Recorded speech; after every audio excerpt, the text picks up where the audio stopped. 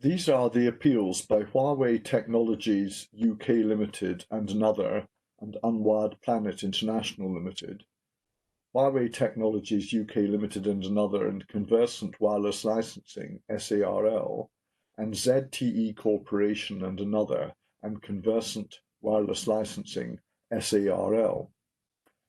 The appeals raise important issues about the relationship between a patent owner's right to protect its patent from infringement on the one hand, and, on the other, the need for manufacturers of mobile phones to be able to access technology incorporated into an international standard, such as 3G or 4G, at a reasonable cost, so that their equipment may be used internationally without legal challenge.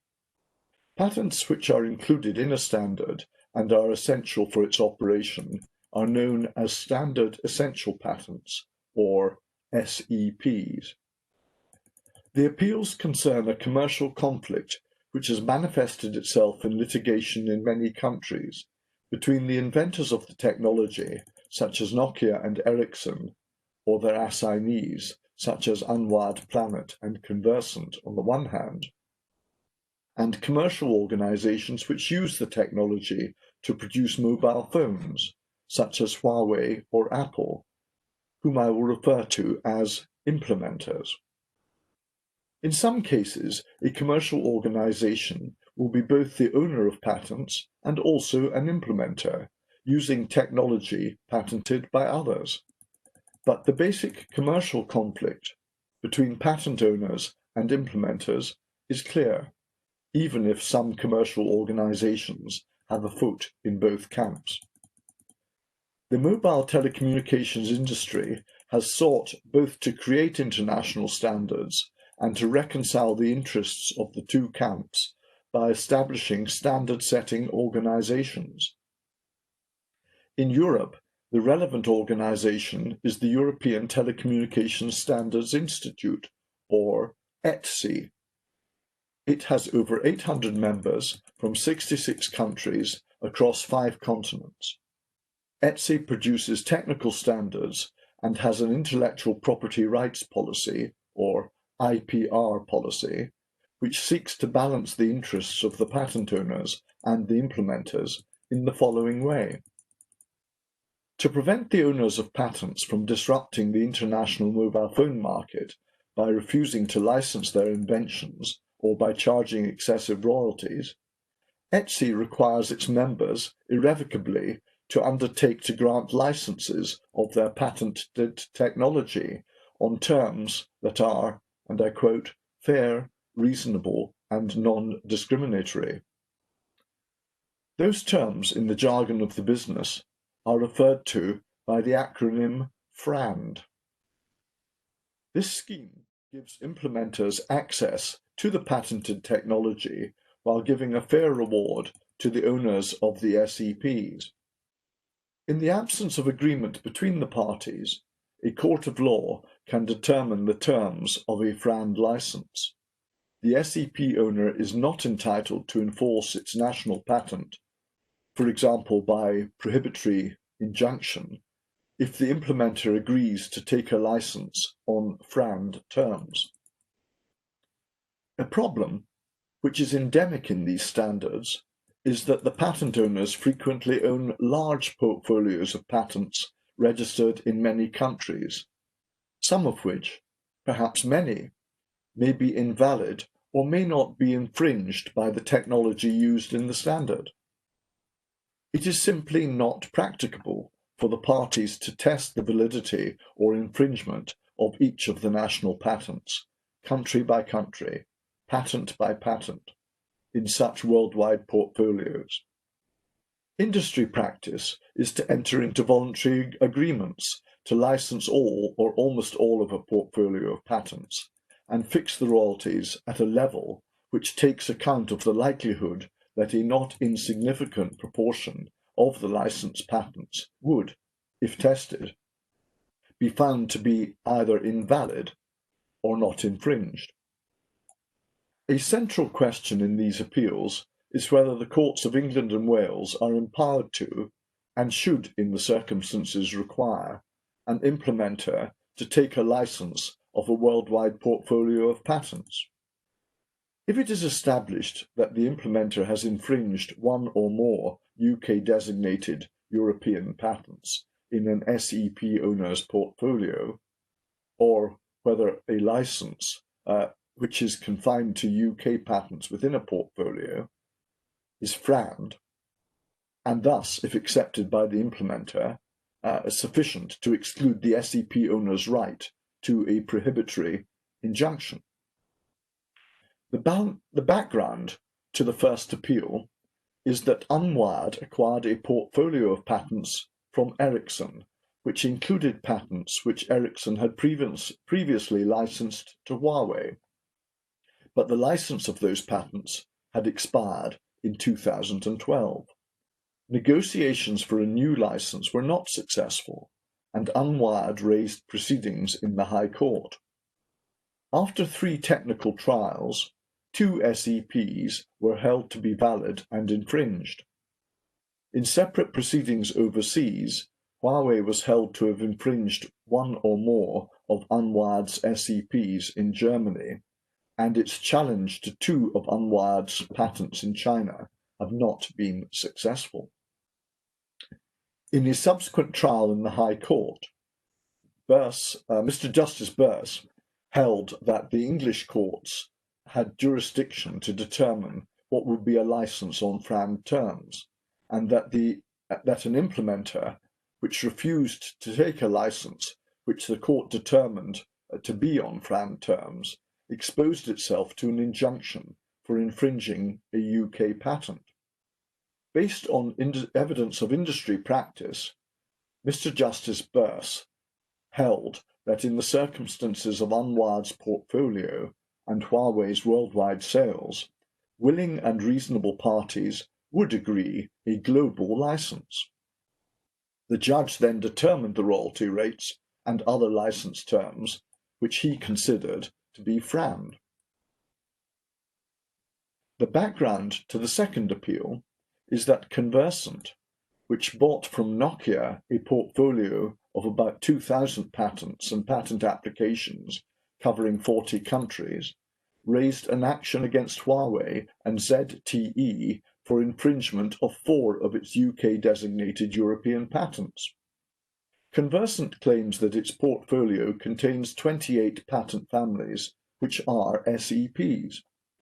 The validity of its UK patents has not yet been tested, as Huawei and ZTE have sought an order dismissing the claims on the basis that the courts of England and Wales do not have jurisdiction to determine the validity of foreign patents, or, in the alternative, a stay of proceedings on the ground that those courts are not the appropriate forum for trying the case.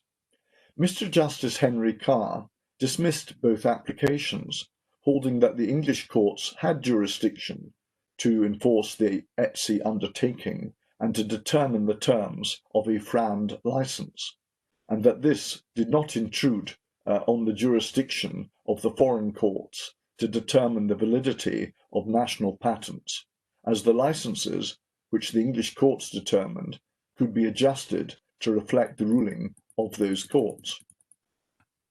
The Court of Appeal upheld the judge's orders in both cases, and Huawei and ZTE now appeal with permission to the Supreme Court.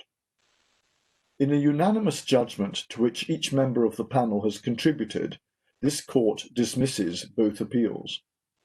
The judgment covers 5 issues. The first is jurisdiction. The court holds that, as a result of the contractual arrangements in the EWCA IPR policy, the courts of England and Wales have jurisdiction and may properly exercise a power without the parties' agreement to grant an injunction to restrain infringement of a UK patent that is a SEP, unless the implementer enters into a global license of a multinational patent portfolio, and to determine the royalty rates and other terms of that license. This court recognises that it is for the courts of the state which granted a national patent to determine questions as to the validity and infringement of such a patent. but the contractual arrangement in the ETSI IPR policy not only seeks to balance the interests of the SEP owners and the implementers by preserving the SEP owner's right to an injunction if the implementer does not agree a license on FRAND terms, but also empowers a national court to decide what terms are FRAND based on commercial practice in the real world. The courts below have not purported to determine the validity or infringement of foreign patents. That is the exclusive task of the relevant national courts. Instead, the courts have drawn on industry practice as the ETSI IPR policy envisages. This does not prevent an implementer in negotiating a license from seeking to reserve a right to challenge the validity or infringement of a particularly significant patent or patents, and to provide for a reduction in the royalties paid if the challenge were successful. This court rejects the argument that the approach of the English courts is out of step with other countries and refers to judgments in several jurisdictions that point in the same direction. The second issue raises a question whether the High Court is the suitable forum, as Huawei and ZTE argue that the Chinese courts are a more suitable forum for determining the disputes, as a high proportion of those companies' turnover is in China and the relevant focus should be on Chinese patents. This court does not accept that argument because the Chinese court have not as yet made a finding that they have a jurisdiction to determine the terms of a global FRAND license without the consent of the parties. This court also holds that the Court of Appeal was correct to refuse to stay the Conversant proceedings pending the conclusion of challenges in Chinese proceedings to the validity of Conversant's Chinese patents. The third issue concerns the requirement in FRAND that the license be non-discriminatory.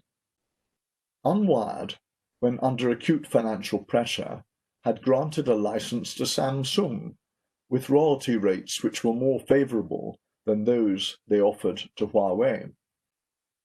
It was argued that Unwired should have offered Huawei a license with a royalty rate on the same favourable terms. This question concerns the interpretation of the FRAND obligation in the ETSI IPR policy.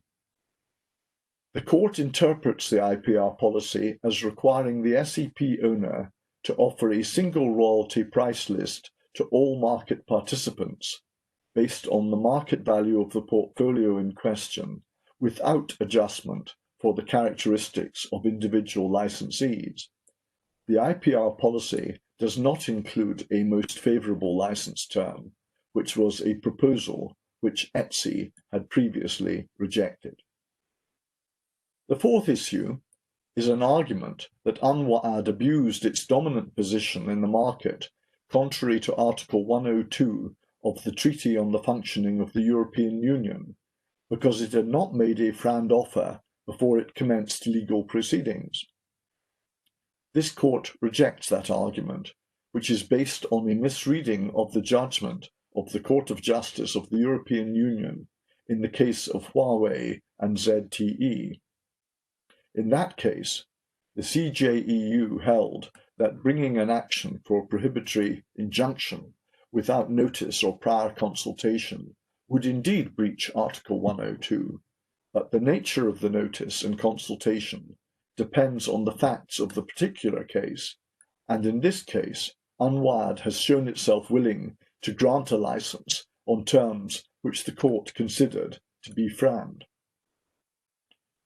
The final issue is an argument which was not advanced in the courts below, that the court should not have been prepared to grant an injunction, but that a more suitable remedy was an award of damages based on the royalties which would reasonably have been agreed for the infringed UK patents.